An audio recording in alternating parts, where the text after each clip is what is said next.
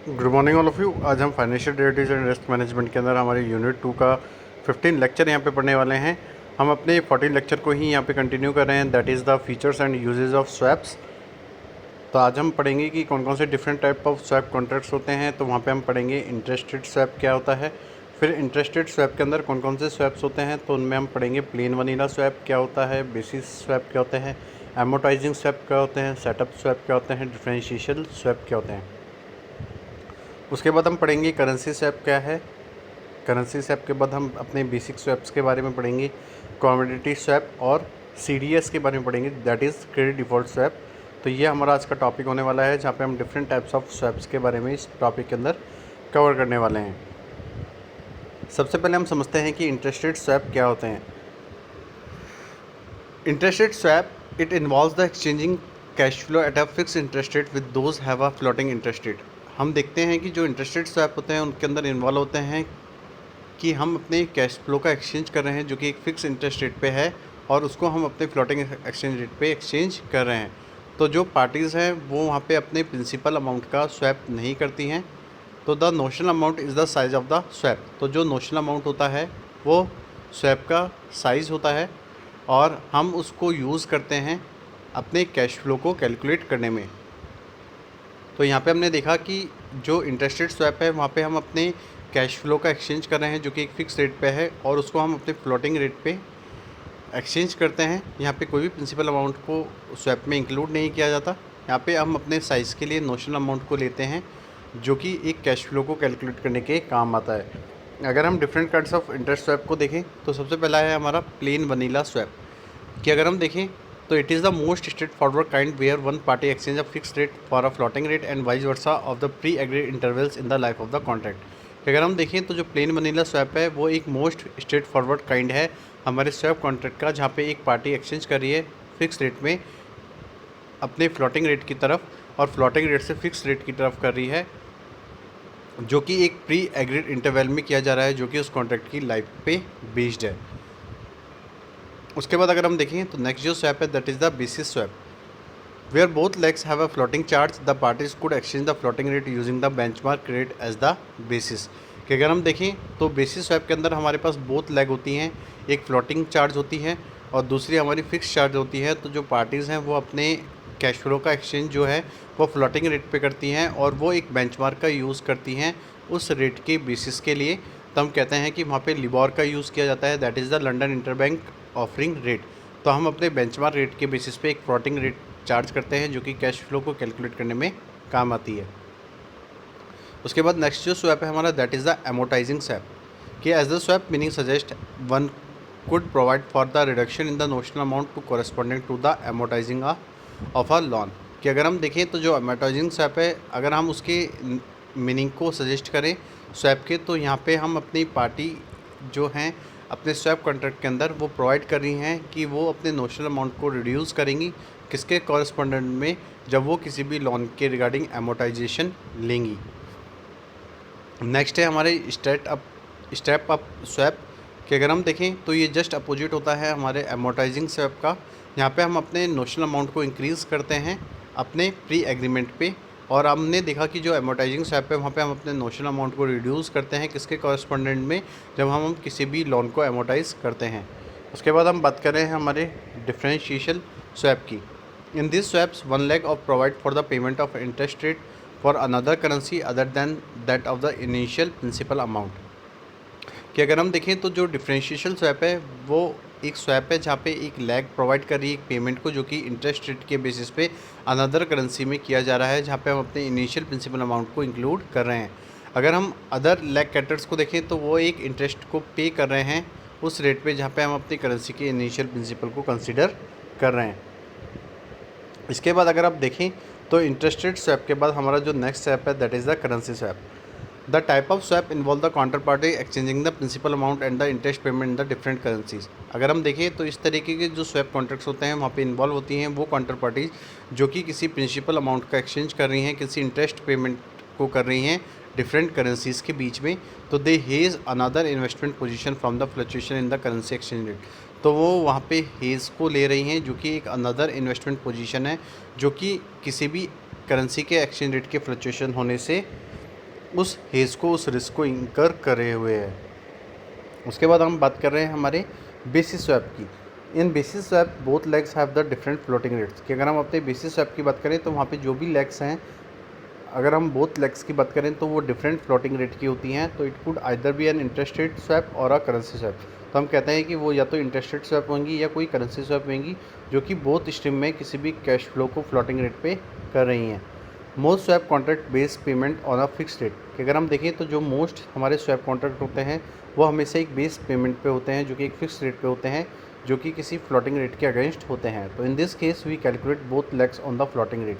तो यहाँ पे इस तरीके के स्वैप कॉन्ट्रैक्ट्स में हम जो भी कैलकुलेशन करते हैं वहाँ पे हम अपने बोथ लेग्स को लेते हैं जो कि एक फ्लोटिंग रेट के हैं। उसके बाद अगर हम बात करें तो नेक्स्ट जो स्वैप है हमारा, that is the commodity swap. For commodity swap contract, the counterparty exchange floating cash flow based on the commodity spot price for the fixed cash flow. They determine them based on the pre-agreed amount of a product. कि अगर हम अपने commodity swap contract की बात करें तो वहाँ पे जो काउंटर पार्टीज है वो एक्सचेंज कर रही है एक फ्लोटिंग कैश फ्लो को, जो कि किसी कमोडिटी के स्पॉट प्राइस पे बेस है, जहाँ पे हमें एक फिक्स्ड कैश फ्लो रिसीव हो रहा है। तो यहाँ पे अगर हम देखें तो कमोडिटी स्वैप कॉन्ट्रैक्ट के अंदर जो काउंटर पार्टीज हैं वो अपने फ्लोटिंग कैश फ्लो को एक्सचेंज करती है, जो कि किसी कमोडिटी की स्पॉट प्राइस पे बेस्ड होते हैं, जहाँ पे हमें एक फिक्स्ड कैश फ्लो मिलता है। तो they determine them based on a pre agreed amount of a product. तो ये जो भी चीज़ों को हमें डिटरमाइन करना होता है वो हमेशा बेस्ड होता है कि हमने pre agreed amount of product क्या रखा हुआ है। उसके बाद हम बात करते हैं हमारे लास्ट स्वैप की, that is the credit default swap. कि अगर हम क्रेडिट डिफ़ॉल्ट स्वैप की बात करें तो CDS का मतलब होता है credit default swap. It provides the insurance from the default of the financial डेप्ट इंस्ट्रूमेंट। तो ये हमें एक इंश्योरेंस प्रोवाइड करती है जब हम किसी भी फाइनेंशियल डेप्ट इंस्ट्रूमेंट को डिफ़ॉल्ट करते हैं। तो the purchaser transfer the premium payment to the seller. तो जो परचेजर है वो एक प्रीमियम पेमेंट को ट्रांसफ़र करता है अपनी सेलर की तरफ। तो if by any chance the asset default, कि अगर ऐसी कोई चांस हो जहाँ पे हमारे एसेट्स जो हैं वो डिफ़ॉल्ट हो जाएँ, तो the seller is bound to reimburse the buyer face value of the asset in the question. तो जो सेलर है वो बाउंड होगा उस रिम्बर्समेंट का जहाँ पे बायर एक फेस वैल्यू को उस एसेट्स की नहीं दे पा रहा है। तो swap are a critical part of finance this days कि अगर हम देखें तो आज के दिनों में फाइनेंस के अंदर जो स्वैप कॉन्ट्रैक्ट्स है वो एक क्रिटिकल पार्ट है। तो the most common application of the swap meaning is hedging against the risk. कि अगर हम अपने मोस्ट कॉमन एप्लीकेशन को देखें किसी भी स्वैप की मीनिंग के लिए तो हम कह सकते हैं कि यहाँ पे एक हेजिंग हो रही है जो कि किसी रिस्क के अगेंस्ट है। तो for example interest rate swap to hedge against the interest rate fluctuation. अगर हम अपने इंटरेस्ट रेट स्वैप को देखें तो वहाँ पे हम हेज ले रहे हैं किसी एक इंटरेस्ट रेट फ्लक्चुएशन के अगेंस्ट।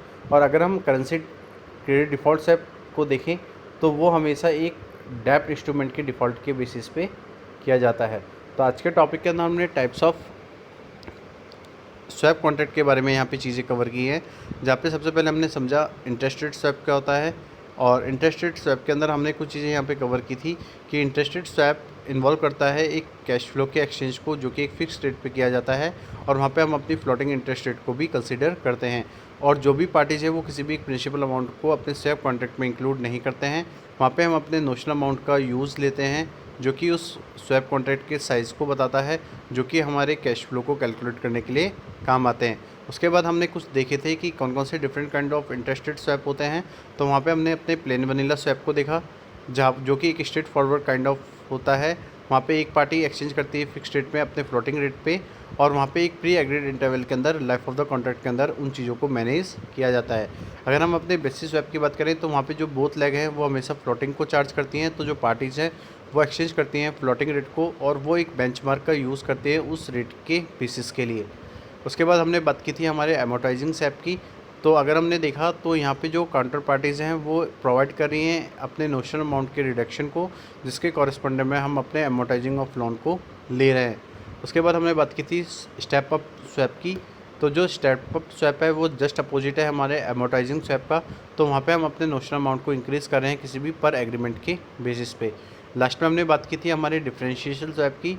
तो ये जो स्वैप्स हैं यहाँ पे हम अपने लेग को प्रोवाइड कर रहे हैं, जो कि इंटरेस्ट रेट को पेमेंट कर रहा है अनदर करेंसी में, और वहाँ पे हम अपने इनिशियल प्रिंसिपल अमाउंट को भी कंसीडर कर रहे हैं।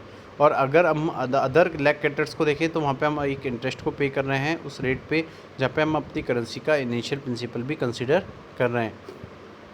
इसके बाद हमने नेक्स्ट जो स्वैप पढ़ा था that is the currency swap. अगर हमने करेंसी स्वैप के अंदर बात की थी तो जो काउंटर पार्टीज है वहाँ पे वो अपने प्रिंसिपल अमाउंट का एक्सचेंज करते हैं किसी इंटरेस्ट पेमेंट पे, जो कि डिफरेंट करेंसीज के बेस पे होता है। और यहाँ पे जो हेज है वो एक अनदर इन्वेस्टमेंट पोजीशन को अपने फ्लक्चुएशंस के बेसिस पे करता है, जो कि करेंसी एक्सचेंज रेट में हो रहे हैं। उसके बाद हमने पढ़े थे हमारे बेसिस स्वैप के। तो बेसिस स्वैप के अंदर हमने देखा था कि वहाँ पे बोथ लेग को डिफरेंट फ्लोटिंग रेट पे कंसीडर किया जाता है, और यहाँ पे जो भी इंटरेस्ट रेट स्वैप है और जो भी करेंसी स्वैप है उनको बोथ स्ट्रीम के अंदर हमें अपने कैश फ्लो को फ्लोटिंग रेट पे करना होता है। और जो स्वैप कॉन्ट्रैक्ट है वो हमेशा एक बेस पेमेंट को किसी एक फिक्स्ड रेट पे किसी फ्लोटिंग रेट के अगेंस्ट करते हैं। और इस केस के अंदर हम देखते हैं कि हमें जो भी कैलकुलेशन करनी होती है अपने कैश फ्लो की, वहाँ पे हम बोथ लेग को अपने फ्लोटिंग रेट पे देखते हैं। उसके बाद हमने बात की थी हमारे कमोडिटी स्वैप की।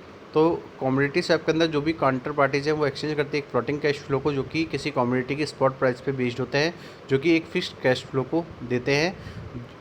यहाँ पे हम डिटरमाइन करते हैं कि हमारा जो अमाउंट है प्रोडक्ट का वो प्री एग्रीड क्या है, उसके बेसिस पे हम उसका डिटर्मिनेशन करते हैं।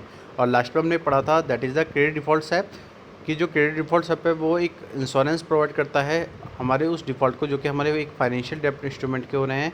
तो जो परचेजर है वो अपने प्रीमियम पेमेंट को ट्रांसफ़र करता है अपने सेलर की तरफ। ये किसी भी चांस में अपने एसेट्स को डिफ़ॉल्ट करते हैं तो जो सेलर है वो बाउंड हो जाता है कि वो अपने बायर की फेस वैल्यू को किसी भी एसेट के लिए रिइंबर्समेंट करे।